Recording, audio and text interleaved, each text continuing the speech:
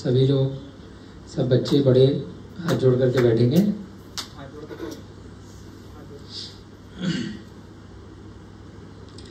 नमो अरिहंताणं नमो सेधाणं नमो ऐरियाणं नमो वज्रायाणं नमो लोए सब साहुणं।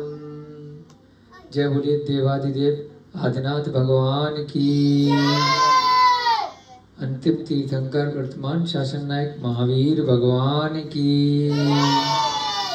सुख के प्रधानाचार्य श्री चारित्र चक्रवर्ती आचार्य भगवान शांति सागर जी महाराज की, विमल सागर जी महाराज की। सभी को सादर जय जिनेन्द्र जय दू जड़ंदो। आज आचार्य भगवान विमल सागर महाराज जी का जन्म जयंती महोत्सव है। आप कैलेंडर पे देख करके लिख दिया करो मंदिर में, बताया किसी ने। चलिए, हमारा सम्यक्त कौमुदी का स्वाध्याय चल रहा है। बहुत अच्छे से आप सभी छोटे बच्चे, साथ में बड़े लोग भी ज्ञानदानम गुरुकुल के इस मिथिलापुरी तीर्थ जो धीरे धीरे करके आगे बढ़ रहा है, इसके छोटे से प्रांगण में गौतम बुद्ध नगर उत्तर प्रदेश नोएडा एक्सटेंशन हम लोग बहुत भाग्यशाली हैं। पूरे 343 घनराजू में जो 3 लोक है, ऊर्ध्वलोक, मध्यलोक और अधोलोक, जो अनंत जीवों से भरा हुआ है ठसाठस, उसमें जो 2.5 द्वीप है मध्यलोक के अंतर्गत, पूरे के पूरे 3 लोक में कितना बड़ा है? एक बिंदु के समान छोटा सा है।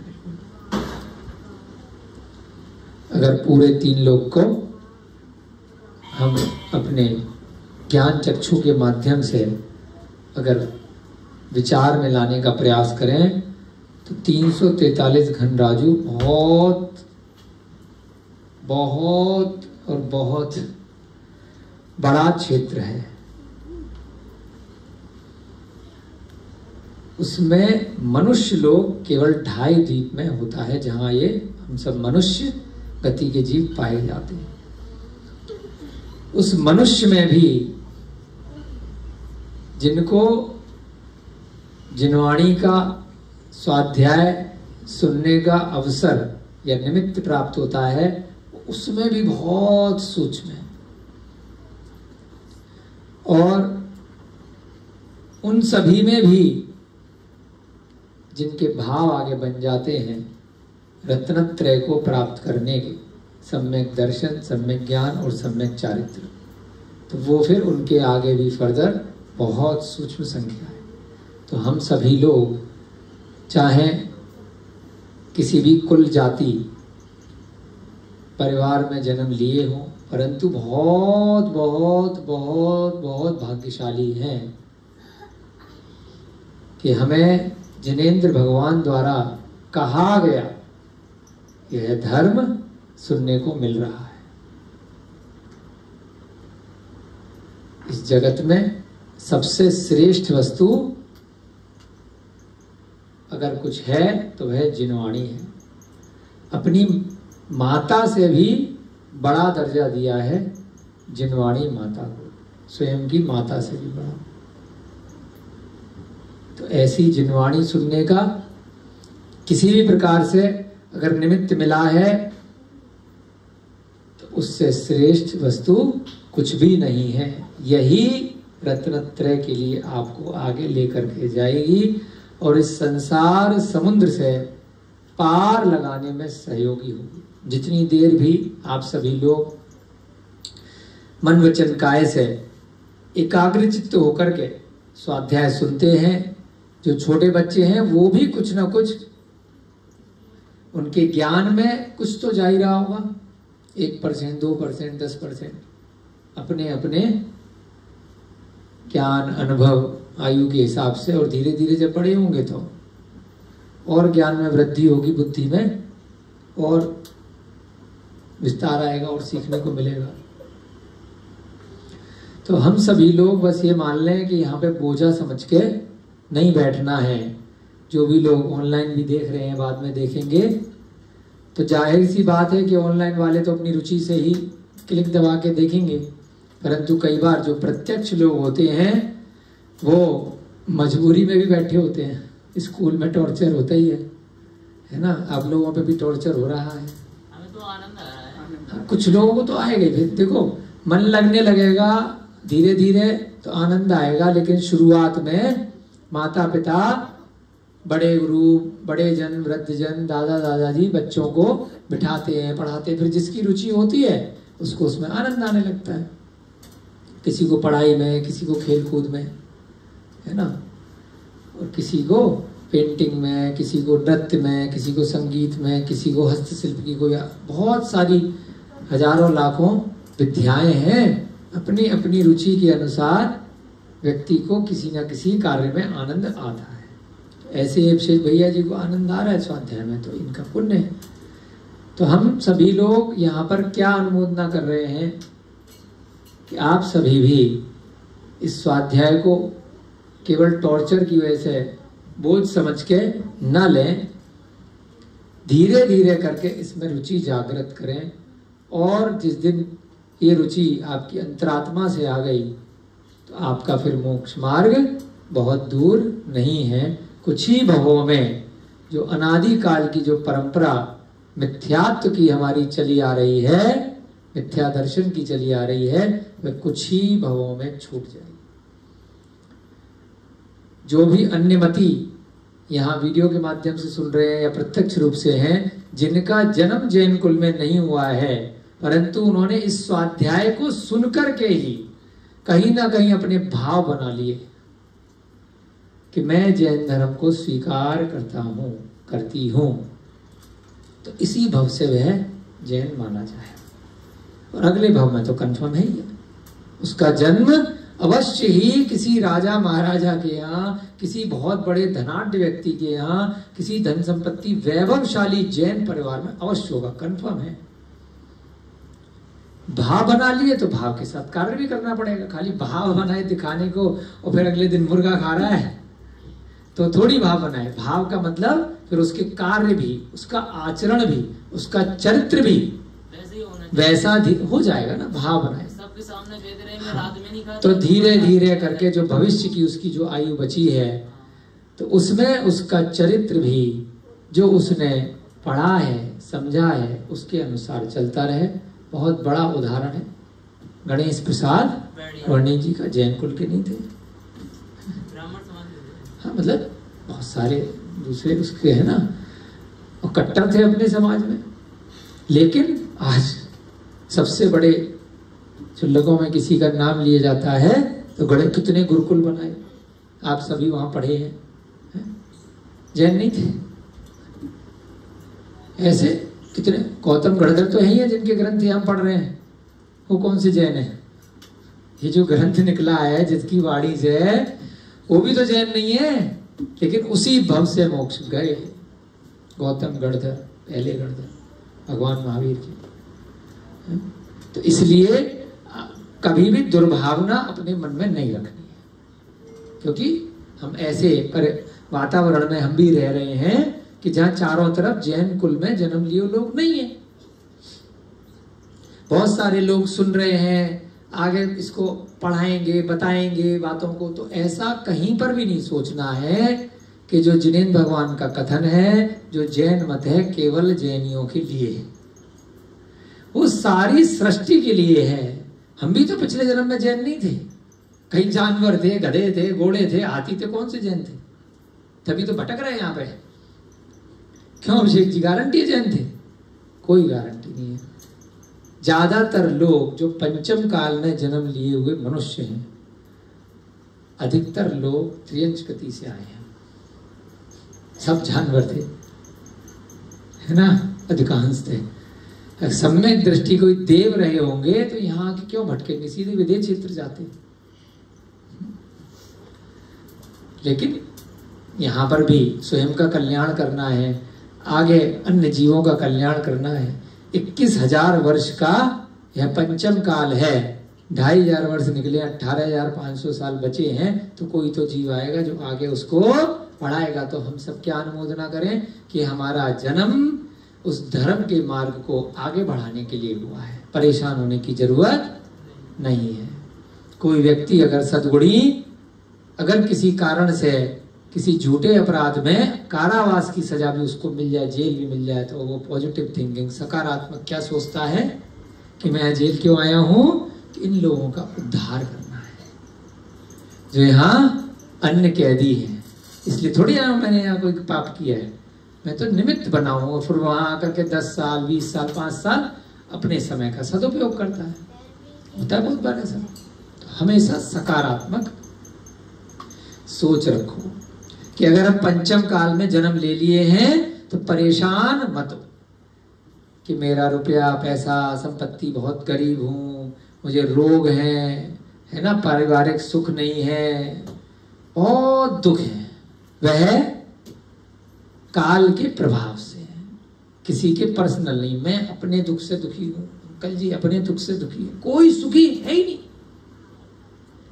अनादि काल से चाहे विदेश क्षेत्र में जन्म ले लो, तब भी जब तक कल्याण के मार्ग पे नहीं जाओगे तब तक कोई सुखी नहीं है इस संसार में। अगर संसारी जीव में कोई सुखी है तो बस एकमात्र जीव जिसने रत्नत्रय का पालन कर रहा है, केवल वही सुखी है। कितना भी दुख आ जाए, कितने भी उपसर्ग आ जाए, पूरे शरीर पे ध्यान अवस्था में बैठे हैं मुनि महाराज और दंश मशक बोलते हैं, बहुत सारे कीड़े मच्छरों ने झुंड की झुंड खा लिया, फिर भी मुस्कुरा रहे खाओ। शेर उनको खा रहा है गुफा में धीरे धीरे करके, फिर भी कह रहे खा ले। उनको कोई दुख नहीं। क्यों नहीं है? आत्मा अलग है, शरीर अलग है, भेद विज्ञान उन्होंने समझ लिया है। तो जो जीव संसारी अवस्था में रत्नत्रय का वास्तविकता से पालन कर रहे हैं, क्या कर रहे हैं, अंतरंग से और बहिरंग दोनों प्रकार से पालन कर रहे हैं, केवल वही जीव हर सुख में हर दुख में समता परिणामों को धारण करते हैं और सुखी रहते हैं। अन्यत्र कोई भी जीव हो जिसके पास ज्यादा पैसा, वो गरीब आदमी से ज्यादा दुखी है। जब कुछ नहीं है तो उसके पास खोने के लिए कुछ नहीं है, इसलिए दुख कम है। जब ज्यादा कुछ है तो हमेशा उसको भय बना रहेगा कि जरा भी हिला और ये चला जाएगा मेरा, ये धन वैभव, ये संपत्ति, ये नाम। जिसका बड़ा नाम है, जो बड़ा नेता है, वो कोई काम नहीं कर सकता बेचारा, इतना दुखी रहता है नाम के चक्कर में। जरा भी कुछ किया तो बदनाम हो जाऊंगा, कितना डर है उसके अंदर। अंकल जी, हम और आपके पास अगर पैसा कम है तो दुखी नहीं होना है, खुश होना है कि खोने के लिए कुछ है ही नहीं ज्यादा।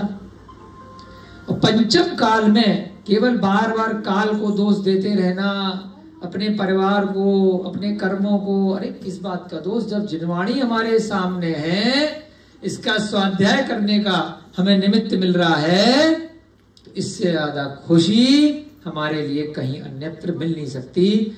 सोना चांदी हीरे जवाहरात कितना भी पूरे संसार का अगर धन भी आ जाए, खूब मड़ियां भी मिल जाएं, लेकिन वह सब पत्थर की है, बिना किसी काम की है, कोई काम के नहीं है।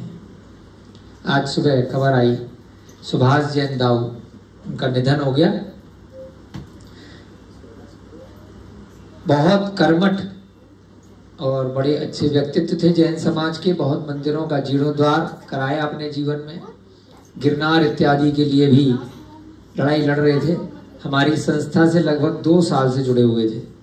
भद्रशाल वंती क्षेत्र और बहुत सारे प्राचीन मंदिरों के लिए उन्होंने हमारी संस्था को कार्य दिया। आज वहां पर जो भी लोग काम कर रहे हैं तो सुभाष दाऊ जी के निमित्त से ही कर रहे हैं। आज उनका प्रातःकाल निधन हो गया। जैन समाज की बहुत बड़ी हस्ती थी और हंसते हंसते चले गए।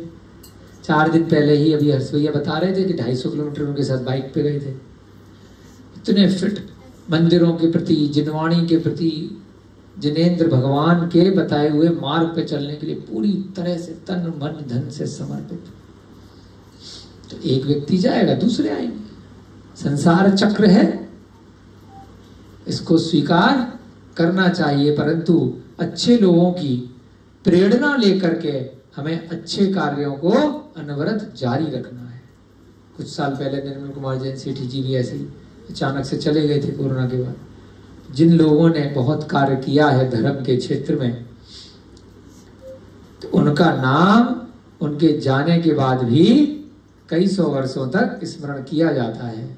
और कल जैसे बताया था रावण का, कंस का, जो बुरे लोग हैं वर्तमान में भी उनके जैसे बुरे लोग हैं, पहले भी रहे हैं, तो ज्यादा दिन उनको कोई याद नहीं करना चाहता किसी भी प्रकार से, है ना। जो अच्छे लोग, अवगुणी लोग आपके आसपास समाज में कहीं ना कहीं से आ जाते हैं।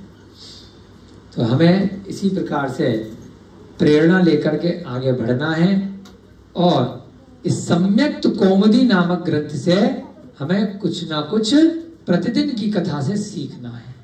कल यमदंड लोकपाल के द्वारा बताई जाने वाली, जो अपने राजा को कथा के माध्यम से समझा रहा है, तीसरे दिन की कथा चल रही है। राजा को अगर अपनी कोई बात रखनी है, अभिषेक जी, किसी भी वर्तमान में क्या, किसी सीनियर को, किसी ऑफिसर को, अपने से ऊपर वाले को, तो वह भी सीख दे जा रही है कि डायरेक्ट कुछ नहीं बोलना है कि आपको कुछ नहीं आता, आपने मुझे फंसा दिया, आप मेरे ऊपर इल्जाम लगा रहे हो, झूठ बोल रहे हो, मैंने ये काम नहीं किया है। तो कितना अच्छे तरीके से, कितना अच्छा गुण है यहाँ पे मंत्री का, यमदंड लोकपाल का, कि राजा ने लोकपाल को झूठी चोरी के इल्जाम में मृत्यु दंड के लिए फंसा रहा है। अब वो राजा को सीधे बोलेगा कि 7 दिन बाद मुझे फांसी देने आने वाली है, तुमने झूठा बोला है, मैंने ये अपराध नहीं किया। वो कहेगा अच्छा अभी जा तू बेटा, 7 दिन बाद नहीं, अभी जा, नहीं तो 10 लोगों को और खराब करेगा 1 हफ्ते में।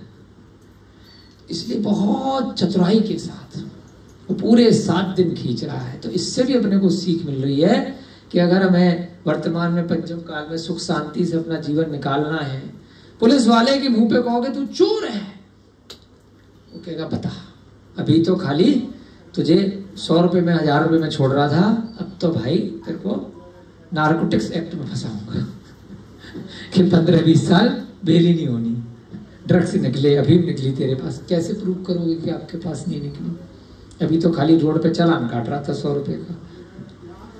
तो अपने से बड़े व्यक्ति के साथ उस समय द्रव्य क्षेत्र काल भाव और भव देख लो शांति से, अभी पद में कौन बड़ा है, अभी अपने को इससे क्या काम निकल सकता है। तो यही तो चतुराई यहां दिखाई जा रही है। यह भी सम्यक दर्शन का एक भाग है कि जो बल में, शक्ति में, स्थिति में, धन में, पद में और भी अन्य प्रकार से आपसे बड़े हैं वर्तमान में, जिसमें आपको कन्फर्म है कि जबरदस्ती लठ लेकर के लड़ने से मृत्यु निश्चित है, जेल कारावास कर देगा।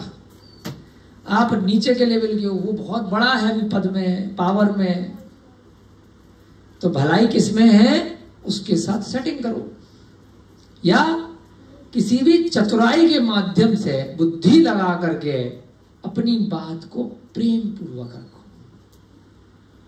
दया भावना उसके मन में आए या उसकी बुद्धि जागृत हो, तब आपका काम निकल आएगा। तो यह भी सम्यक दर्शन में सिखाया जा रहा है कि यमदंड लोकपाल कहने को प्रजा को तो दंड दे रहा है जिसने अपराध किया है, परंतु राजा को थोड़ी दंड दे देगा। राजा के पास तो पावर है ना, एक आवाज में 100-1000 लोकपाल को निपटा देंगे, पूछेंगे थोड़ी कि क्यों। तो ये सीख भी है। तो अपनी बात रखने के लिए कितने प्यार से पहले दिन उसने हंस की कथा सुनाई कि राजा का देखो धर्म क्या होता है, बड़े लोगों का धर्म क्या है। बच्चों ने गलती करी लेकिन सुबह का भूला शाम को घर वापस आ गया, तो फिर भी बड़े ने माफ कर दिया और तरीका बता दिया। हंस के बच्चे थे, अपने पितामह को खूब मजाक बनाया, परंतु जब वह गडेरिया के साथ जाल में फंसे, विपत्ति में आए, सारे हंसों ने हाथ जोड़ करके कहा बचा लो बचा लो बचा लो, कुछ दिमाग लगाओ। तो हंस ने क्या कहा, जो बूढ़ा हंस था, कि मृत सैया की तरह सो जाओ, मृतक का नाटक करो। तो मरने का नाटक किया हंस के बच्चों ने, और जब गरेड़ी आया तो जाल में से निश्चिंत होकर के पहले उस जाल को झाड़ दिया, क्या उठा लूंगा इनको, बोरे में भर लूंगा। जैसे ही झाड़ा सारे उड़ गए। तो इसलिए बुद्धि अच्छी है, ज्ञान अच्छा नहीं है। देखो आप तो कितने बुद्धिमान हो राजा जी, सोचो मैं क्यों ये कहानी सुना रहा हूं। तो राजा को सोचने में मजबूर करने लगा। फिर अगले दिन सुनाई कुंभकार की कहानी, कि जो मिट्टी जहां से लेकर के आता था घड़े बनाने के लिए, जिस गुफा में से गीली मिट्टी, एक दिन उसके द्वार का गेट ही कुंभकार कुमार के गले पे गिर गया, कमर पे। तो कमर टूट गई। तो चिल्ला रहा है कि हे गुफा, तू मेरे लिए मिट्टी फ्री में देती थी जिससे मैं मटका बना के बेचता था, आज तू ही मेरे लिए चोट का कारण बन गई, अब कमर टूट गई, तू रक्षक होकर के भक्षक बन गई मेरी। गलत बात है, तू हमेशा रक्षक ही रहना चाहिए। फिर राजा को सुना करके चला गया। राजा फिर सोच रहा, पता नहीं ये अजीब सी कहानी क्यों सुनाई, चलो कोई बात। अब तीसरे दिन की कहानी सुनाई कि एक राजा युद्ध लड़ने के लिए नगर के बाहर गया, जीत करके वापस आया। वापस आकर के नगर का जो प्रवेश द्वार है गिर जाता है। उसका मंत्री चारवाक मत को मानता है, जैन मत में जन्म नहीं लिया है, उसका अनुयायी नहीं है, परंतु मंत्री है। भाई मंत्री तो कोई भी हो सकता है व्यवस्था संभालने के लिए, परंतु उसका मूल मत जो है वो चारवाक है, जहां पर बलि प्रथा चलती है, तो उसका अनुयायी है। अब गेट मिस्त्री को बुला के ठीक करा दिया। जैसे ठीक हुआ गेट फिर गिर गया। तो महाराजा ने कहा अब सगुन है, जीत करके आए हैं, नगर का मुख्य प्रवेश द्वार बार बार टूट के गिर रहा है, चिनाई ठीक से नहीं हो रही है। बढ़िया मिस्त्री बुलाया, अगले दिन फिर गिर गया। तीसरे दिन फिर और मिस्त्री बुलाए, फिर गिर गया। राजा वहीं गेट के बाहर तंबू डाले बैठा है। लोगों ने कहा अब सगुन है भाई, अभी मत जाओ अंदर। तो मंत्री से पूछा भाई क्या किया जाए। मंत्री ने कहा हम अपने कुलाचार्य से पूछ कर आए हैं, अपने मत के अनुसार एक काम करो, यहाँ पे कोई भी साधारण मनुष्य को पकड़े हो, प्रजा में तो कोई भी तैयार हो जाएगा, उसकी बलि दे दो, और उसका जो रक्त आए उस रक्त को पानी की जगह सीमेंट में चूने में मिला करके उससे गेट बनाओ, तब यह गेट नहीं गिरेगा। राजा ने कहा कोई बात नहीं, अंदर से जैनी हूं, केवल कहने के लिए नहीं हूं, ऐसा राज्य मुझे नहीं चाहिए। तुम्हें मुबारक जिसके लिए एक भी जीव की हिंसा करनी पड़े, जो निरपराधी हो, जिसका कोई अपराध नहीं है। युद्ध लड़ने गया था, उसने अपराध किया था, विरोधी हिंसा। कल आपको समझाई थी ना 4 प्रकार की हिंसा। ग्रस्त के लिए केवल विरोधी हिंसा का दोष नहीं है। पहले आक्रमण दूसरे ने किया, मैंने अपने राज्य का, स्वयं के परिवार को, प्रजा को बचाने के लिए उसको मारा है। विरोधी हिंसा का दोष नहीं लगता ग्रस्त को। संकल्पी हिंसा दोष लगेगा, आरंभी हिंसा का दोष नहीं लगता, कम लगता है। उद्योगी हिंसा का दोष कम लगता है। पंखा फालतू चल रहा है, यहां कोई नहीं है, जो भी गया है बहुत पाप पड़ेगा। बार बार मुझे टोकते हैं, क्यों कूलर के लिए भैया बोल रहे हैं, क्यों पंखे के लिए बोल रहे हैं, क्यों लाइट के लिए, और कोई काम नहीं है भैया जी, ग्रंथ में लिखा है? आरंभी हिंसा अगर हमने देख करके, और यहां कोई प्रयोजन उसका नहीं हो रहा है, कितना कर्मों का बंद हो रहा है बेमतलब में। अनर्थ दंड व्रत बोलते, अनर्थ दंड, जिसका कोई प्रयोजन नहीं है। दंड दे रहे हो जीवों को, वायु का एक, जीवों को, जल का एक, अग्नि का एक, जिसका कोई प्रयोजन नहीं है, फालतू जल रहा है। केवल दोष कब नहीं है, जब कोई ग्रस्त जीवन के कोई आवश्यक कार्य के लिए लाइट एक जरूरत है, 100 जला रखी है, 100% दोष लगेगा। क्योंकि हम भी कभी वो जीव थे छोटे छोटे, कितना कष्ट हम बिना बात के दे रहे, बिना प्रयोजन के दे रहे। इसलिए उद्योगी हिंसा, आरंभी हिंसा और विरोधी हिंसा का दोष कब नहीं है, जब अनावश्यक रूप से नहीं की जा रही। उदाहरण आया शास्त्रों में, बैठे हुए हैं, खोद रहे मिट्टी को। भूमि का एक जीव की अनर्थ दंड हत्या। बैठे हुए हैं, मार रहे हैं मच्छरों को, टाइम पास। इतनी बार पापड़ की तरह पेले जाओगे, मशीन के अंदर डाल करके, गरम तेल की कढ़ाई में डाल करके उबाले जाओगे उतनी बार जितनी बार ऐसे पट पट करते हैं।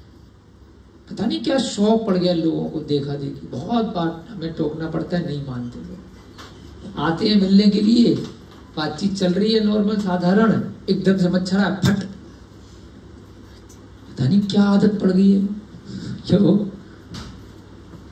इतने आप सब देखते होंगे ना, कुछ नहीं बिगाड़ रहा है, हवा में उड़ रहा है, इधर से उधर जा रहा है। क्या बिगाड़ा भाई? अरे डेंगू हो जाएगा, क्या उल्टी सीधी मार्केटिंग दिमाग में बहम पैदा कर दिया। कोई भी जीव जा रहा है, सांप दिख गया लग गए पीछे मारने के लिए, कुत्ता दिख गया लग गए पत्थर लेकर के मारने के लिए। तो ये सारे जीव ये भी अपने कर्मों को भोग रहे हैं, और अब आप मार रहे हो, अब आपका नंबर आएगा, चित करेगा, कोई और मारेगा। फिर कहोगे मैंने क्या किया था, मैंने क्या किया था, मेरा धन क्यों छिप गया, मैंने तो किसी का बुरा नहीं किया। अरे रात्रि भोजन किया है, जीव हिंसा करी है, अनजाने में कितने तुमने लाइटें फूकी हैं, कितना पानी बहाया है, घंटों घंटों नल चल रहा है, हम जा जाकर हल्ला मचाते। क्यों मचाते हैं? जल का एक जीव अनर्थ दंड। जितनी जरूरत है उतना ही पानी लो, नहाने के लिए, खाने के लिए, सफाई के लिए।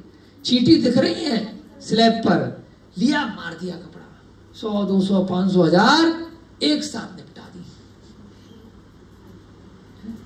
कितनी बार आपको उस पर्याय में फिर जाना पड़ेगा?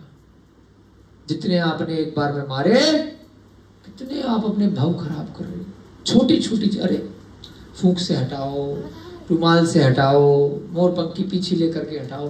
क्या जा रहा है? नहीं हटा रहा, थोड़ी देर छोड़ो, मारो तो मत।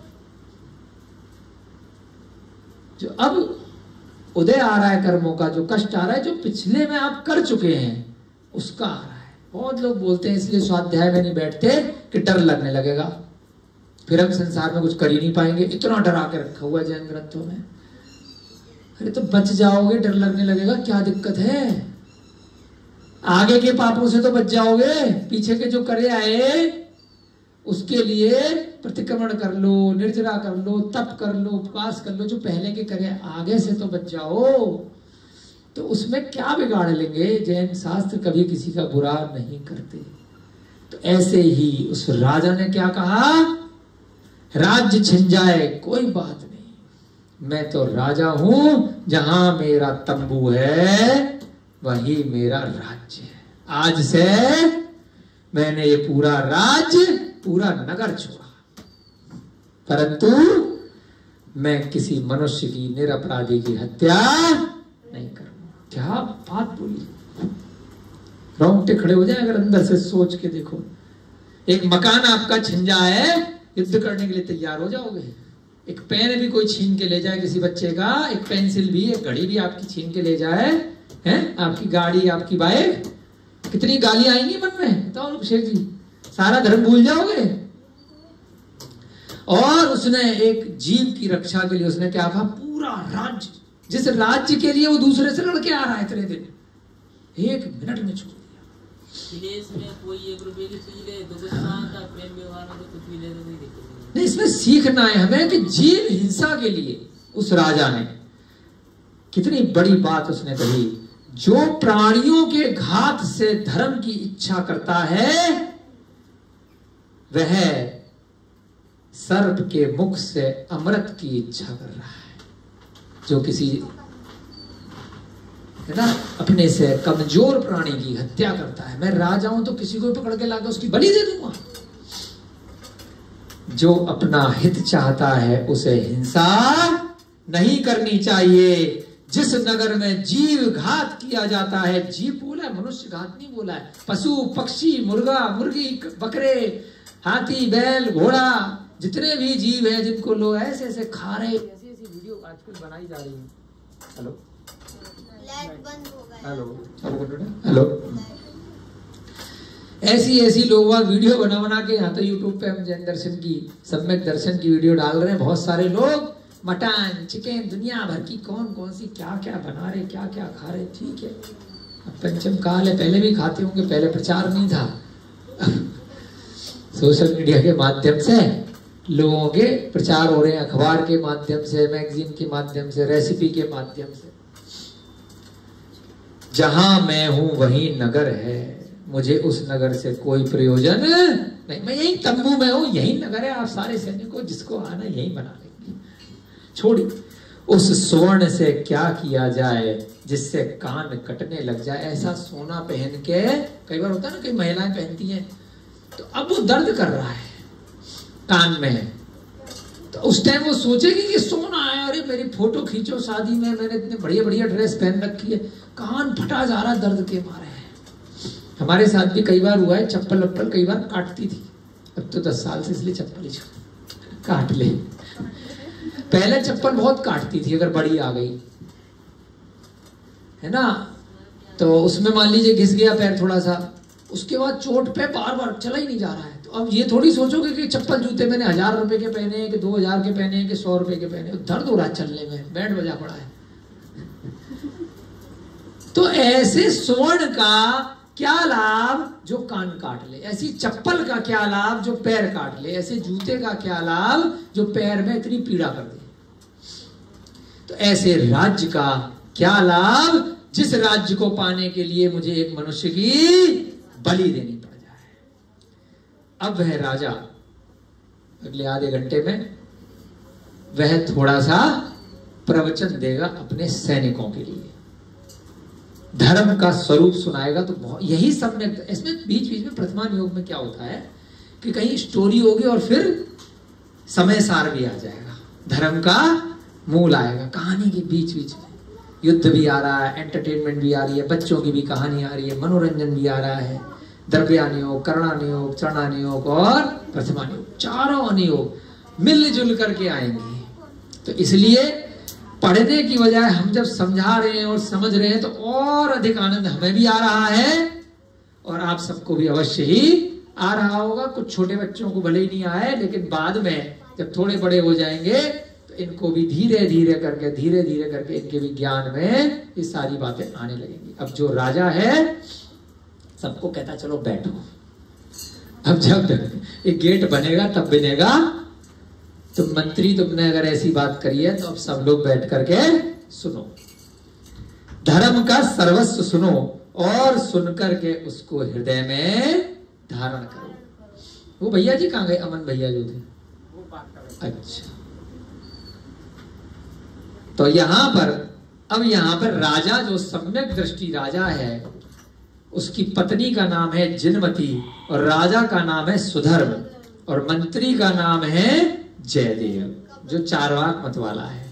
तो उसके बहाने से सब लोगों को बिठा करके वह राजा क्या कर रहा है, चलो अब इस निमित्त से, इस बहाने से कुछ तुम्हें धर्म ही सुना देते हैं। राज्य में तो जाना नहीं है, यहीं पे तो राज्य बनाना बैठ करके।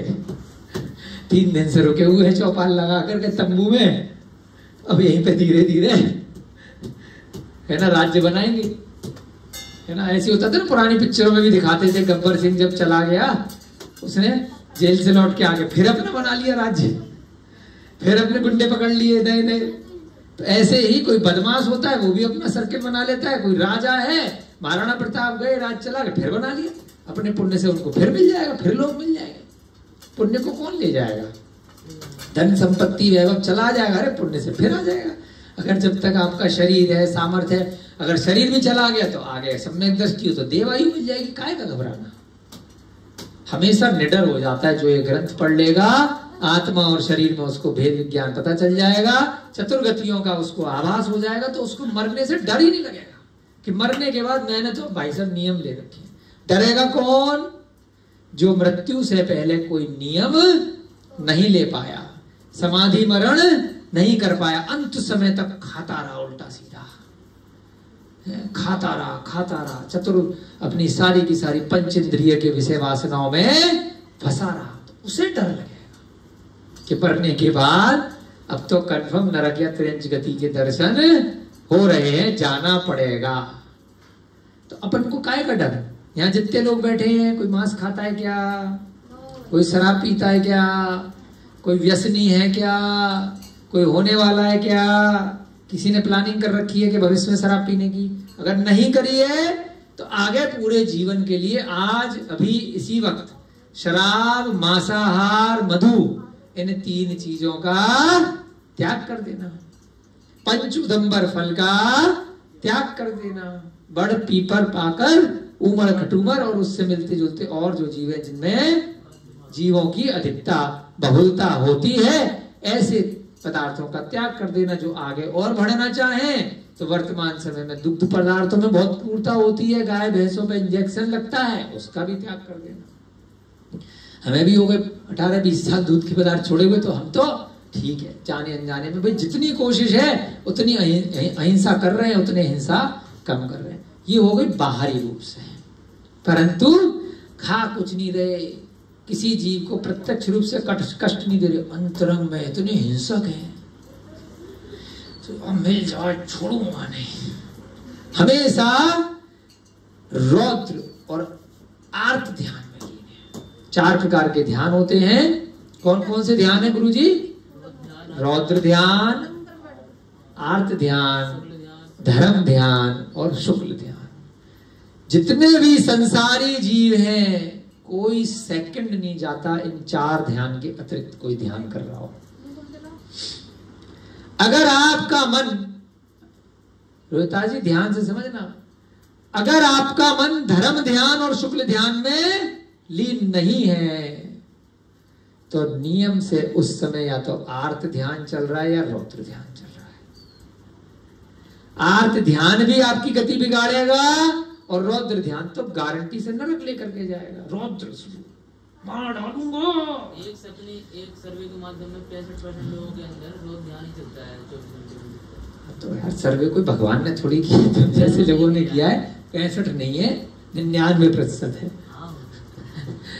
है ना। रौद्र और आर्त ध्यान चलता है 99% लोगों में। आर्त ध्यान क्या? चिंता भी करना, सोचते रहना।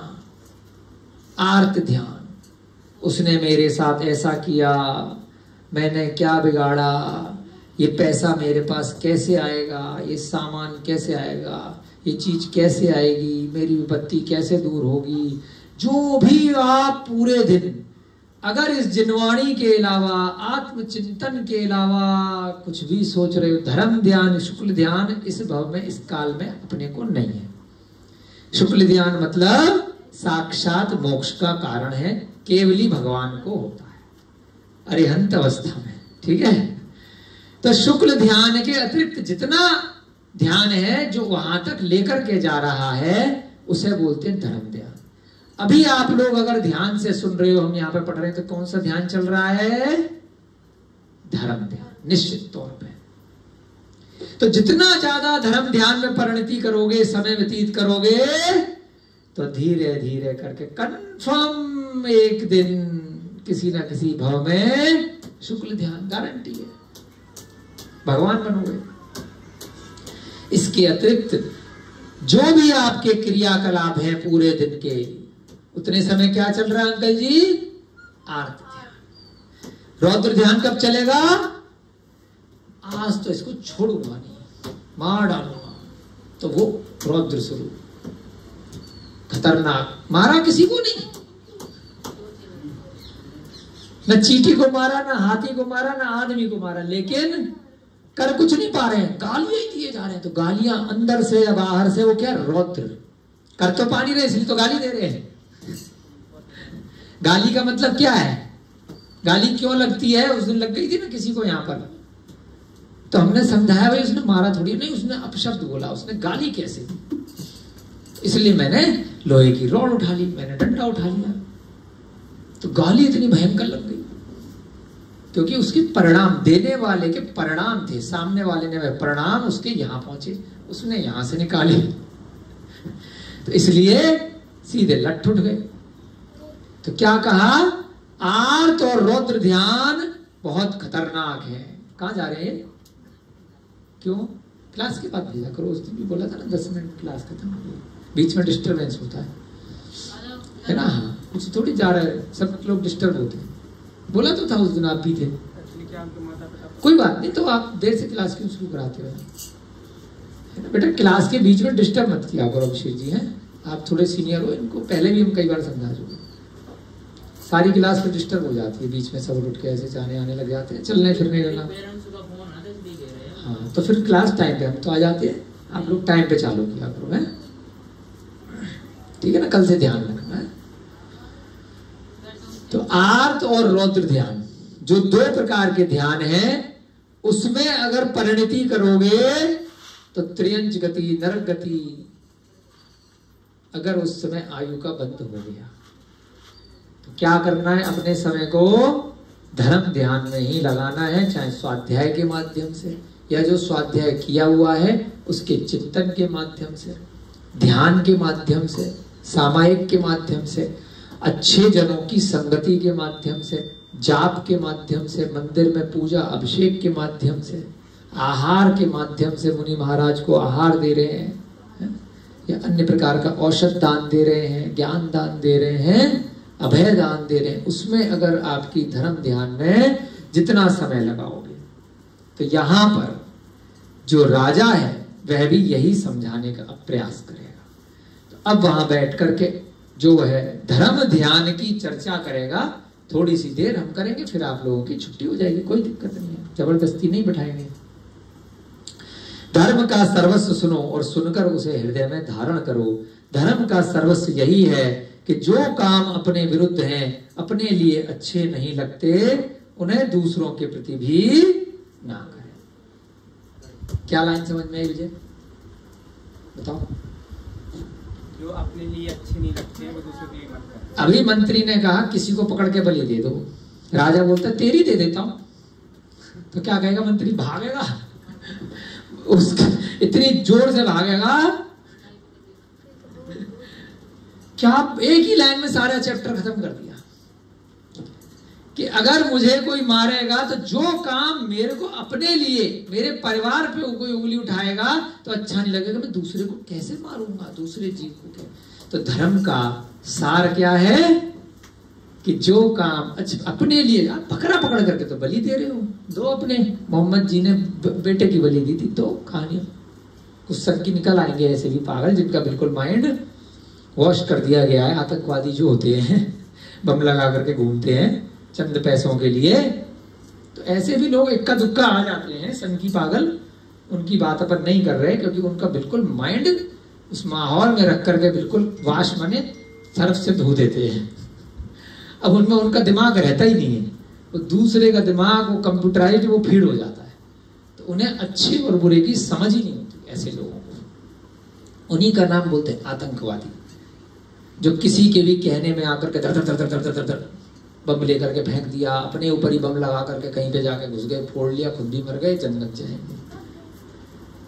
तो वो बिल्कुल माइंड वॉश किए हुए होते हैं, इसमें उनका कोई दोष नहीं होता है। वो बेचारे तो पीड़ित हैं, विक्टिम हैं, मरीज हैं, रोगी हैं।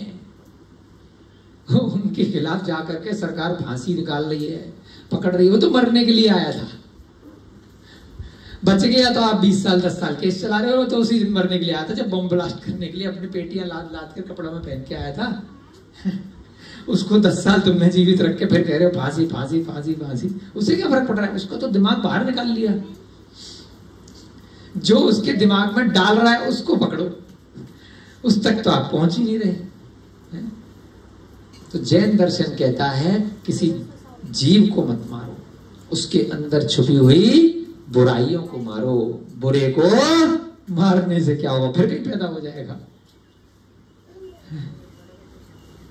किसको मारना है, बुराई को मारना है। उसके अंदर जिसने बुराई डाली है उसको निकालो। वो कैसे निकलेगी, धीरे धीरे प्रयास से। जैसे हमारे रोहिता जी धीरे धीरे नेचुरोपैथी करते हैं ना, एलोपैथिक दवाई दी, गोली खाई, बुखार खत्म। क्या करते हैं, काढ़ा बनाते हैं। तो जड़ से खत्म करना है किसी भी रोग को, तो क्या करना है विनय जी, टाइम लगेगा, धीरे धीरे होगा, जड़ पे वार करना पड़ेगा। अनंत भव का मिथ्यात्व खत्म करना है तो समय लगेगा, धीरे धीरे स्वाध्याय करना पड़ेगा। पूरा जीवन जो बचा है, 1 ग्रंथ 2 ग्रंथ निरंतर अभ्यास करना पड़ेगा। अनादि काल का कचरा है, फंसा हुआ है नाले में, गटर में, आत्मा के साथ में, कार्बन वड़गड़ों के रूप में कर्म बंध होगा। कितनी बुरी तरह ठसाठस आपके शरीर के कार्मण शरीर, कर्मों का बंधन, रगड़ रगड़ के कपड़े धोते हो ना, मैल है, जितनी मैल है कौन से सर्फ से जाएगा? है टाइड बोल रहा भाई, है टाइड से जाएगा, तो रगड़ना पड़ेगा। उसके बाद कष्ट होगा रगड़ने में। तो कर्म मैल, कर्मों का जो मैल है, गंदगी है अंदर, काला काला भयंकर आत्मा की साथ लगा हुआ, कैसे निकलेगा? रगड़ना पड़ेगा बहुत जोर जोर से उसको। कैसे रगड़ेंगे? सम्यक दर्शन के साथ। पुरुष कौन है? सम्यक दर्शन। सर्फ कौन है? सम्यक ज्ञान है, उससे रगड़ेंगे ज्ञान के माध्यम से। और जब तक उस पर पानी नहीं डालेंगे तो मैल निकल करके बाहर कैसे आएगा? पानी कौन है? सम्यक चारित्र। चारित्र भी लेना पड़ेगा, ज्ञान भी लेना पड़ेगा और बुरुष भी लगाना पड़ेगा, सम्यक दर्शन। तीनों जब एक साथ होंगे, मैल छुड़ा करके वहीं पड़ा रहेगा, फिर मौका मिलेगा फिर चिपक जाएगा, तो छुड़ा करके उसको पानी के माध्यम से बाहर निकालो। तो यहां क्या कह रहा है राजा? जो कार्य अपने लिए विरुद्ध है, जो स्वयं की इच्छा नहीं करती, वह दूसरे के लिए भी नहीं करने। मेरा पैसा कोई चोरी करके ले जाए, कितना मैं रोऊंगा। मेरा बच्चा कोई किडनैप करके ले जाए, अपहरण करके ले जाए, मेरी पत्नी को कोई उठा करके ले जाए, है ना, मेरा कोई सामान उठा करके ले जाए, मुझे कोई मारे, तो मैं स्वयं के प्रति कहूंगा मार। तो वह चीज मैं दूसरे के प्रति कैसे कर दूं? दूसरे के बच्चे को मैं कैसे मार दूं? लोग तो प्रवाह में रखते हैं, अर्थात देखा देखी करते हैं, परमार्थ का विचार करने वाले नहीं हैं।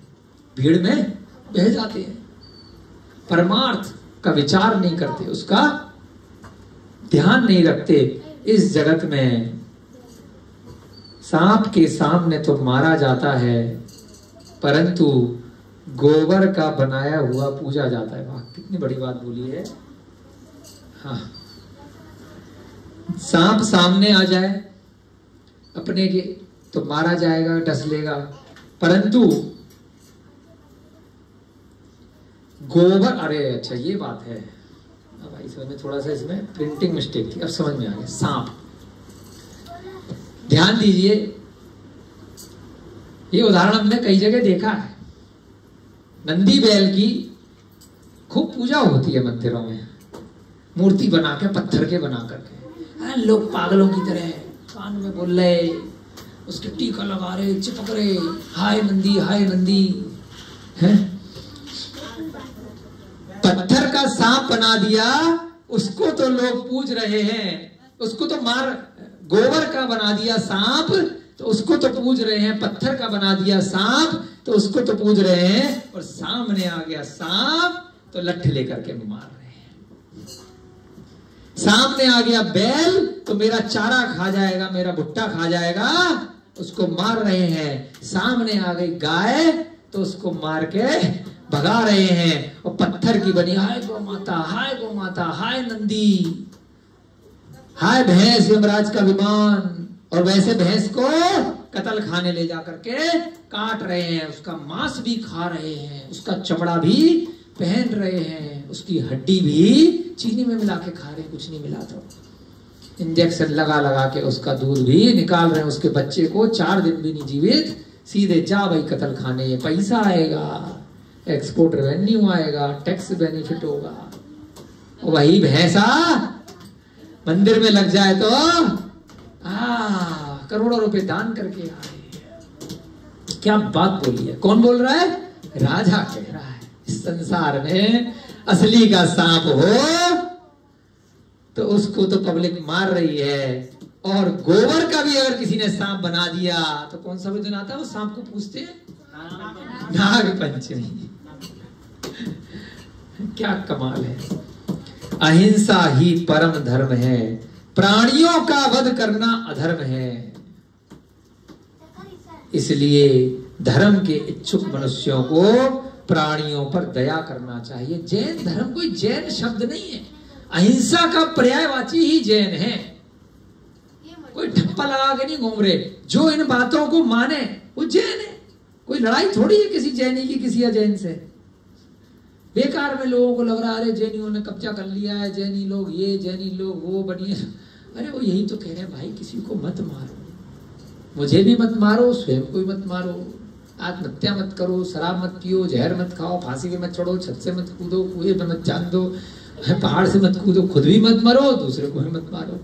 ना भावों के माध्यम से और ना प्रत्यक्ष रूप से, आप अपने कर्मों के माध्यम से, द्रव्य रूप से, दोनों तरीके से किसी को मत मारो। इतना सा छोटी सी सीख है। राजा भी यही कह रहा है, अहिंसा ही परम धर्म है। आता ना अहिंसा परमो धर्म। हाँ, गीता में भी आया वाला। तो सब धर्मों का सार ये है, प्राणियों का वध करना अधर्म है। इसलिए धर्म के इच्छुक मनुष्यों को समस्त प्राणियों पर दया करनी चाहिए। अब सुनो, जो अभी थोड़ी देर पहले आपको बताया, जो पृथ्वी आदि से भूतों को अभय देता है उसे भूतों से भय नहीं होता। भूतों को भी अभयदान, अपनी संस्था क्या नाम है? संस्थानम अभयदानम। अरे भूत आया, भूत आया, भूत डराते ना बच्चों को, है? जो अभय यानी कि कहता है भूत भूत किसी को परेशान नहीं करेंगे, चिंता मत करो बेटा। तो उसको कभी भूतों का डर, कितने भूत प्रेत यंत्र आ जाए कोई उसको परेशान नहीं करेगा। भूत आके क्या कर लेगा उसका? भूत प्रेत कभी भी किसी को मार नहीं सकते, कभी पकड़ते नहीं है, छूते नहीं है। उनका वैक्रियक शरीर होता है। वो केवल आपको डराते हैं, आप स्वयं की मृत्यु से मर सकते हो उनसे डर करके। अरे भूत आया, भूत आया, भूत दिख गया रात में। ये बड़े लोग करो, बच्चों को क्यों कल भी मना किया था? बेटा सब लोग ऐसे बैठो है। अभिषेक जी रोज रोज बेटा, बेटा बच्चों इनको रख दो, है ना? कल मना किया था ना तुमको, खेलना नहीं है क्लास के समय। सब बच्चे रख दो, है? अभी वैसे बैठे थे ना, वैसे ही बैठो। सबको डिस्टर्ब करते हैं, अचानक से बीच में कुछ ना कुछ करने लगते हैं। आप लोगों की जिम्मेदारी है, कुछ भी अगर एक्टिविटी गलत करते हैं तो अनुशासन में रखा करो बच्चों को। जो पृथ्वी आदि से भूतों को अभय देता है उसे भूतों से भय नहीं लगता। यह ठीक ही है, क्योंकि जैसा दान दिया जाता है वैसा ही फल होता है। पहले भी बताया ना आपको, जैसा बीज दोगे, बीज बोया बबूल का तो आम कहाँ से होए, है? कांटे वाला कोई गुलाब का लगाया तो गुलाब होएगा, बबूल लगाया तो बबूल होगा, जामुन लगाया तो जामुन होगा। अगर जीव रक्षा की है तो आपकी भी रक्षा होगी, आपको फिर किसी का भय नहीं होगा। जीवन, बल और आरोग्य की निरंतर इच्छा करने वाले राजा को स्वयं हिंसा नहीं करनी चाहिए, और कोई हिंसा कर रहा है तो उसे मना करना चाहिए। अब राजा तो सोच रहा है कि मैं कभी मरूं ना, मुझे कभी रोग ना हो, मुझे इतनी सी भी खरोंच नहीं आए, मुझे चोट ना लगे, है? और जैसे ही खाने की टेबल आई तो तरह तरह के जानवरों को मार करके पकवा करके खा रहा है, 56 तरह के। तो वो कैसे, उसको फल क्या मिलेगा? तेरे को भी फिर ऐसे मारा जाएगा, काटा जाएगा। आटे का मुर्गा आप लोगों ने पढ़ाई है ना, किस प्रकार से उसने खाली सोचा है, बलि दी है आटे के मुर्गे की, और कितनी बार मारा गया, काटा गया। कभी मछली की पर्याय, कभी भैंस की पर्याय, कभी बकरे की पर्याय, कभी मुर्गे की पर्याय, है ना? 100 बार सोचने में ही खेल हो गया। तो कहाँ इतना बड़ा राजा जिन दीक्षा लेने जा रहा था, परंतु बीच में अपनी माता के कहने पर एक मुर्गे की भाव पूर्वक बलि दे आया, वो भी आटे का बनाकर। तो जो सच में बलि देते हैं, जो सच में मांस खाते हैं, उनके लिए राजा क्या कह रहा है? जो राजा अपने जीवन की, अपनी शक्ति की, अपने आरोग्य की, यानी मुझे कोई रोग ना हो, ऐसी निरंतर इच्छा करता है, तो वह राजा को स्वयं भी कोई हिंसा नहीं करनी चाहिए, क्योंकि जैसा करेगा वैसा ही उसका फल होगा। आप लोगों के रोग दूर करो, आपको कभी कोई रोग नहीं होता है, कभी बीमार नहीं पड़ते। इतने सारे लोगों की हेल्प करते हैं। कौन से डॉक्टर बीमार पड़ते हैं? हमने बहुत डॉक्टर देखे, कैंसर हॉस्पिटल के डॉक्टर कैंसर से ही मरते हैं, लाइन लगा के। देखा है आपने? हमने तो बहुत देखी अपने जीवन में। क्या कारण? बड़े बड़े उसी रोग से मरेंगे जिसको सौयों हजारों लोग ठीक कर चुके, रिकॉर्ड बना रखा है। कह रहे किडनी ठीक करने के डॉक्टर है, किडनी के मरीज से मर गए। नहीं, कॉन्फिडेंस नहीं, क्योंकि समझो, सार समझो, मांस खा रहे हैं, शराब पी रहे हैं, है ना। मतलब ज्यादातर लोग वहां उनके हॉस्पिटल में, हम गए गंगाराम, देख करके भौचक के रह गए। एक बीमार था, वहां लेकर के मेन्यू लेकर के आ रहे हैं कि पेशेंट के लिए जो बिल्कुल मृत सैया पे पड़ा हुआ है, आईसीयू में है, उसको भी मेन्यू दे रहे हैं कि वेज खाएगा कि नॉन वेज खाएगा। टिक लगा दे भाई, क्या बुद्धि है। तो पैसे देता रहे, एक दिन का 1 लाख रुपए मरे। लेकर के आए, इधर बोतल चल रही है, इधर जब खाना आया तो फ्रूटी, पेप्सी, पार्ले जी के बिस्किट ये खाने में खिला रहे हैं मरीज को मरने। शाम को बैठ करके वो जितने डॉक्टर हैं दारू पी रहे, शराब पी रहे हैं। काहे के डॉक्टर हो यार? खाली पैसा कमाने की, बड़ी बड़ी हॉस्पिटल बिल्डिंग। वह डॉक्टर नहीं है, वह केवल व्यापारी है। पैसे मिल रहे हैं, उनका इलाज कर रहे हैं, जो पैसे नहीं दे रहा है वो कर बैठे। यहां क्या बोला? ग्रंथ के हिसाब से चलो कि कोई भी हिंसा नहीं करनी है। अगर आप वास्तव में अंतरंग से, सेवा भाव से डॉक्टरी का कार्य करोगे, कि जिसके पास धन नहीं भी है तब भी मैं उसका इलाज करूंगा, परंतु दृष्टि कैसी रखूंगा? उत्तम, मध्यम और जघन्य। पापी व्यक्ति को साइड में, जो मेरे से इलाज करा करके यही जीवों को मारेगा, खाएगा, व्यभिचार करेगा, शराब पिएगा, भाई तू कहीं और होगा। चॉइस होनी चाहिए, क्योंकि उसके पाप का दोष आपको लगेगा। दान 4 प्रकार के, और चारों प्रकार में केवल 3 भाव, उत्तम, मध्यम और जघन्य। इसके अतिरिक्त अगर कोई भी दान दिया तो जो जिसके प्रति दान दिया है वो जो भी बुरा कार्य करेगा तो उसका दोष आपको लगेगा। वो अगर आपके बचाने के बाद में शराब पिया, मांस खाया, जीव हिंसा करी, नरक गया, तो पीछे पीछे आप भी जाओगे, क्योंकि आपने तो बहुत सूक्ष्मता से सोचना है। जब तक ठोक बजा के कंफर्म नहीं हो उत्तम, मध्यम और जघन्य श्रेणी का पात्र है केवल दान, अदरवाइज करो फिर व्यापार की तरह करो। उसको दान की श्रेणी में नहीं लिया तो वो व्यापार कहा। तो ऐसे तो सब लोग कर रहे हैं, तो भाई ठीक है, पैसे लेकर के हमने काम कर दिया, हम नहीं जानते। दान कह करके अगर कोई उपकार किसी का किया है तो केवल जो सच्चे गुरु निर्ग्रंथ हैं वह उत्तम श्रेणी में, जो प्रथमाधारी इत्यादि हैं, क्षुल्लक क्षुल्लिका मध्यम श्रेणी में, जो साधर्मी बंधु हैं, जो जीव हिंसा नहीं करते, सत्य व्यसन के त्यागी हैं, जो अहिंसा धर्म का पालन कर रहे हैं, वह जघन्य में है। इसके अतिरिक्त साधारण रूप से आप करुणा दान कर सकते हो, वह 4 दान में नहीं आता। अभय दान, ज्ञान दान, आहार दान और औषध दान, वह नॉर्मल। अब हम जीव जंतु पे कर रहे हैं, हम जांच पड़ताल नहीं कर सकते।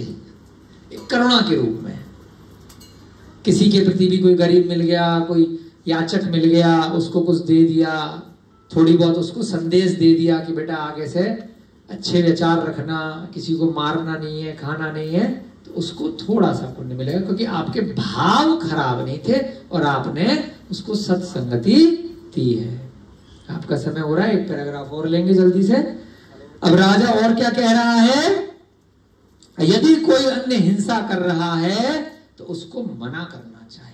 ये नहीं कि मार रहा है, पीट रहा है और मैं साइड में से देख करके निकल गया। कोई किसी की बलि दे रहा है और मैं बचा सकता हूं, बातचीत तो कर सकता हूं, तो फिर भी मैं डर के निकल गया, तो नहीं। राजा का धर्म क्या है कि मना करना चाहिए कोई किसी जीव को यदि मार रहा है। एक मनुष्य मेरू के बराबर सुवर्ण और संपूर्ण पृथ्वी दान में देता है। क्या गजब लाइन बोली है। इसलिए तो अपनी संस्था, ये तो हमारे संस्था से सीधे रिलेट कर रहा है ये वाला पूरा ग्रंथ। एक मनुष्य है जो 1,00,000 योजन जितना सोना दान में कर रहा है। मेरू पर्वत कितना ऊंचा? हमारे तो पुत्र का नाम ही मेरू है नहीं, अभी आ जाएगा 2-4 दिन में, फ्री बिठा लेंगे उसको। एक मनुष्य मेरू 1,00,000 योजन ऊंचा स्वर्ण दान कर देता है या संपूर्ण पृथ्वी दान में कर देता है, और दूसरा एक जीव दूसरे जीव को जीवन दान दे देता है, परंतु फल की अपेक्षा दोनों के दान में समानता नहीं होती। अर्थात जीवन दान देने वाले का फल अधिक होता है। कितनी बड़ी बात है, मैंने नहीं कही है, कौन कह रहा है? भगवान महावीर का समोसरण चल रहा है, शास्त्र की भाषा है। राजा श्रेणिक प्रश्न पूछ रहा है, गौतम गणधर बता रहे हैं, धीरे धीरे करके सब में कौमुदी अरहतदास सेठ की कथा आगे बढ़ रही है। इसलिए हम अपने मन गढ़ंत थोड़े बहुत विचार इधर उधर से देते हैं, परंतु ग्रंथ सामने रख के देते हैं, जिससे कि कोई भी शास्त्र की अवमानना ना हो। लोग ये नहीं बोले कि किसने बोला, अपने मन से भैया जी बोल के चलेंगे, भाई नहीं, थोड़ा बहुत इधर उधर से एक्सप्लेन करते हैं, लेकिन ग्रंथ सामने है, मैं नहीं कह रहा। लिखवा लेना ये लाइन, एक जीव की जीव रक्षा कर दी और करोड़ों अरबों खरबों रुपए दान कर दिए, फल किसको ज्यादा मिलेगा? जीवन दान। तो काहे के लिए चिंता करनी? अगर कुछ भी नहीं है तो भविष्य की पर्याय में कितना कुछ आपको मिल सकता है। आप फुल टाइम अपना जीवन तन मन धन कृत कार्य अनुमोदना से मन वचन काय से जीव रक्षा में समर्पित कर दो। इतना धन आएगा, इतना वैभव आएगा, इतनी शांति आएगी कि उसका फिर कोई पार लगाने वाला नहीं है। लेकिन निदान मत पालना कि ये मैं दान इसलिए कर रहा हूं कि इसके बदले मुझे राजा का पद मिल जाए, चक्रवर्ती बन जाऊं, यहाँ का मंत्री बन जाऊं, ये फला फला ऑफिसर बन जाऊं। अगर निदान पाला तो क्या बनेंगे मेरे भैया जी? निदान पालने से वह चीज कन्फर्म मिल जाएगी जिस चीज की मन में भाव किए हैं, परंतु उसके बाद कन्फर्म टिकट नरक गति। राजा कृष्ण, लक्ष्मण, कितने बड़े बड़े राजा हैं, एक निदान के कारण से है। रावण निदान के कारण से कितने बड़े पद मिल गए, लेकिन आज नरक गति। तो इसलिए कुछ भी कर लेना, निदान मत पालना। अपने तप के लिए इच्छा करना तो सम्यक दर्शन से एकमात्र इच्छा करना कि मेरा कल्याण हो, मुझे इन चतुर्गतियों से मुक्ति की प्राप्ति हो, मैं इस संसार समुद्र से निकल जाऊं। तो वह इच्छा नहीं कहलाती, क्योंकि वह सांसारिक इच्छा नहीं है, वह सिद्ध परमेष्ठी बनने की, वह सिद्ध आत्मा बनने की, मुक्त आत्मा बनने की इच्छा है। बाकी जितनी भी इच्छा है वह सांसारिक इच्छा है, वह मिलेगी, अवश्य मिलेगी, परंतु उसके फलस्वरूप आपको एक बार नरक घूमना पड़ेगा। तो ऐसी भावना के साथ में आज भले ही हमने थोड़ा कम तीसरे दिन की कक्षा को लगाया है, परंतु थोड़ा हमने सीखा है कुछ ना कुछ। आप सबको जय दो जड़न दो, जय जिने।